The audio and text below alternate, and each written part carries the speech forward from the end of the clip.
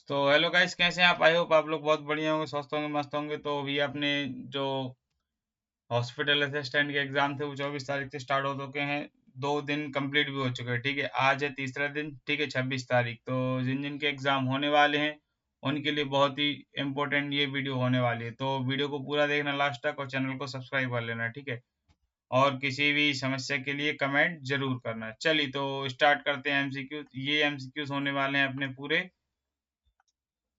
ठीक है, ये एमसीक्यूज होने वाले हैं पूरे अपने काव्य खंड के। संधि, समास, अलंकार, रस, छंद, चौपाई, मात्रा से रिलेटेड क्वेश्चन आएंगे। किसमें से? काव्य खंड में से। तो अपन आगे बढ़ेंगे, देखेंगे पहला क्वेश्चन। तो पहला क्वेश्चन दिया गया है इसमें।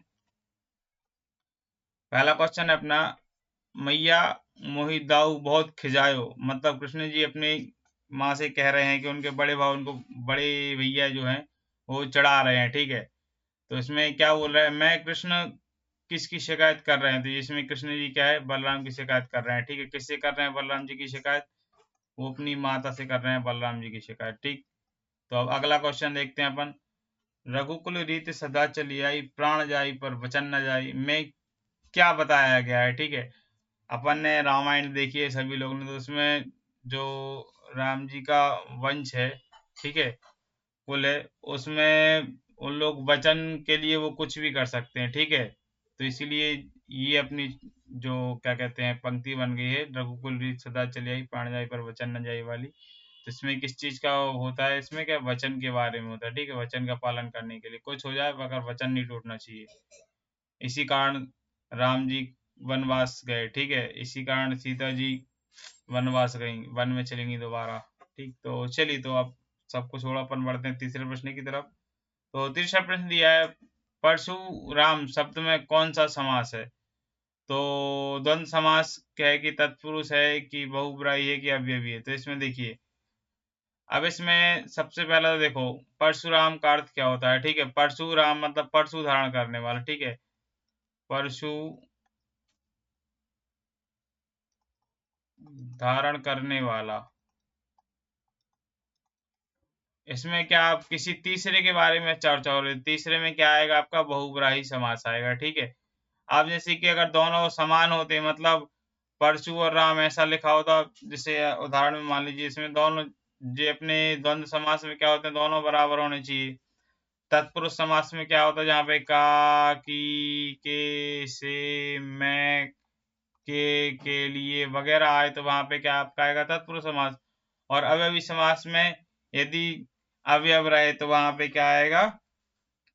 ठीक, जहाँ पे आपका अवयव प्रधान होता है वहां पे अव्ययी समास आता है। ठीक, इसके बाद अगला बढ़ेंगे। पायनी नुपुर में नुपुर का क्या अर्थ है? तो पायनी नुपुर में, ये नुपुर का अर्थ होता है पायल। ठीक, आप लोग ने देखा होगा जो नुपुर बोलते हैं वो पायल को बोलते हैं। ठीक है, नुपुर मतलब जो पायल में लगी रहती है, घुंघरू। ठीक, इसके बाद पांचवा क्वेश्चन दिया गया है, देव के पदों में मुख्य रस कौन सा है? तो जो देव जी हैं उनके पदों में मुख्य रस कौन सा है? श्रृंगार रस। ठीक, उनके पद देख लेना तो आपको पता चल जाएगा। ठीक, अब इसमें आ जाएगा अगला क्वेश्चन। तो नेक्स्ट क्वेश्चन है अपना, आत्मकथा और आत्मकथा कविता की रचयिता कौन? तो आत्मकथा कविता के रचयिता है अपने जयशंकर प्रसाद। ठीक, इसके बाद आत्मकथा में आत्मकथ, इसमें आत्मकथ, इसमें कथा होना था। ठीक है, आत्मकथ्य लिख गया। तो मैं शब्द कौन सा समास है? तो इसमें क्या आ जाएगा अपना? इसमें आएगा आपका कर्मधारय समास। ठीक है, कौन सा आएगा इसमें? आपका कर्मधारय समास आएगा। ठीक, क्योंकि इसमें विशेषण और विशेष की संज्ञा है, मतलब जो विशेषण है वह संज्ञा है। ठीक, मतलब पहला शब्द विशेषण, दूसरा शब्द क्या है आपका?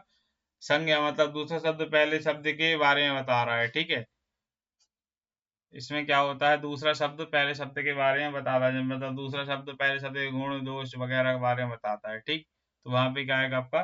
कर्मधारय समास। अब आगे बढ़ेंगे अपन, 8वें नंबर का प्रश्न है, नवगति नवलय ताल छंद नव में कौन सा अलंकार है? अब देखो इसमें क्या होता है, जहाँ पे एक शब्द बार बार आ, जैसे कि नव, इसमें बार बार आ रहा है, इसमें ना बार बार आ रहा है। ठीक है, ना एक ये है, एक ये है ना, फिर एक ये है ना। ठीक, जब एक वर्ण बार बार आए तो वहां पे क्या आएगा आपका? अनुप्रास अलंकार आएगा। ठीक है, एक ही वर्ण बार बार आता है तो अनुप्रास आता है। ठीक है, और यदि एक ही शब्द की पुनरावृत्ति होती थी नव नव नव, तो वहां पे क्या आता आपका, अगर ये इसके नाग की जगह नव नव बस होता दो जगह, तो वहां पे फिर अपना क्या लगता, यमक अलंकार। ठीक है, एक ही शब्द। इसके बाद आता है अपना श्लेष अलंकार। एक शब्द होता मगर उसके अनेक अर्थ होते। ठीक, और रूपक में सीधी तुलना होती है। ठीक, तो ये हो गया अपना। अब आगे बढ़ते हैं अपन, अगला प्रश्न देखते हैं। तो नेक्स्ट है उत्साह। अगला क्वेश्चन, उत्साह कविता का मुख्य भाव क्या है? तो उत्साह कविता का मुख्य भाव क्या है, बताओ जल्दी कमेंट करो। उत्साह, भय तो होगा नहीं, उत्साह में डर तो लगता नहीं है। निराशा, दुखी तो है नहीं। ठीक, क्रोध, गुस्सा तो है नहीं, तो इसमें क्या, साहस और प्रेरणा आएगा। ठीक, तो अब नेक्स्ट क्वेश्चन है 10वां। अट नहीं रही है कविता में किसका वर्णन है? तो अट नहीं रही कविता में क्या है, नायिका के सौंदर्य का वर्णन है। ठीक, किधर गया,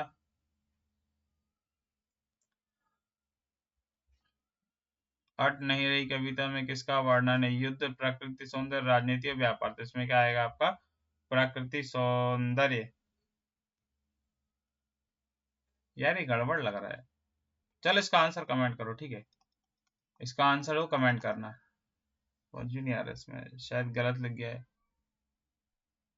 चलो ठीक है, तो नेक्स्ट क्वेश्चन देख लेंगे, कमेंट करके बताना आप लोग। ठीक है, इसका आंसर क्या होना चाहिए 10वें वाले का। 11वां नंबर का क्वेश्चन क्या बनता है, यह दंतुरित मुस्कान किसका वर्णन किया गया? ठीक है, यह दंतुरित मुस्कान में किसका वर्णन किया गया है? तो इसमें बालक का वर्णन किया गया है। ठीक है, दंतुरित शब्द का अर्थ क्या होता है? दंतुरित शब्द का अर्थ क्या होता है, जल्दी जल्दी कमेंट में बताओ। ठीक, क्रोधता होगा नहीं, गंभीर भी नहीं होगा, दुखी भी नहीं, तो इसमें क्या जाएगा आपका, दांतों वाली। अब अगला क्वेश्चन देखते हैं। नागार्जुन किस नाम से जाना जाता है? नागार्जुन जन कवि के नाम से जाने जाते हैं। ठीक है, इसके बाद फसल कविता में किसका महत्व बताया गया है? तो फसल कविता में किसान का महत्व बताया गया है। ठीक है, इसके बाद सूरदास किस भक्ति धारा के कवि हैं? तो सूरदास कृष्ण भक्ति धारा के कवि हैं। इसके तुलसीदास के पदों में मुख्य रूप से किसका वर्णन देखने को मिलता है? तो किसके, तुलसीदास के, उसमें किसमें, राम कथा का वर्णन मिलेगा तुलसीदास में आपको। अगला क्वेश्चन है 17वें नंबर का, देखेंगे अपन। तो राम लक्ष्मण परशुराम संवाद में परशुराम का स्वभाव कैसा दिखाया गया है? क्रोधित। ठीक है, कैसे दिखाया गया है, क्रोधित, वो गुस्सा हो जाते हैं, फिर बाद में भले ही शांत हो जाते हैं, मगर पहले तो क्रोधी होते हैं। ठीक है, ये इसमें से बहुत ही इंपॉर्टेंट क्वेश्चन है ये, IMP 17वें नंबर का, क्योंकि इसमें से राम लक्ष्मण परशुराम संवाद में से बहुत सारे क्वेश्चन आ रहे हैं। 25 तारीख को भी फर्स्ट शिफ्ट सेकंड शिफ्ट में आए थे, 24 तारीख को फर्स्ट और सेकंड शिफ्ट में आए हैं। ठीक है, तो अब अपना 18 नंबर क्वेश्चन है, पानी नुपुर में किसका वर्णन किया गया? तो पानी नुपुर में किसका वर्णन किया गया? नायिका के सौंदर्य का। ठीक है, इसके जयशंकर प्रसाद किस साहित्य धारा के प्रमुख कवि हैं? तो आपके आ जाएंगे इसमें क्या, छायावादी धारा के। ठीक है, इसके बाद अगला क्वेश्चन देखते हैं, इसमें लास्ट क्वेश्चन है इसका, निराला की कविता उत्साह का उद्देश्य क्या है? तो निराला कविता का उत्साह का उद्देश्य होता है प्रेरित करना। ठीक है, तो इसी के साथ ये अपने 20 क्वेश्चन यहाँ पे कंप्लीट होते हैं। ठीक है, मिलते हैं नेक्स्ट वीडियो में, वीडियो को पूरा देखना और चैनल को सब्सक्राइब जरूर से कर देना। चलिए, तो मिलते हैं नेक्स्ट वीडियो, तब तक के लिए बाय बाय। बोले।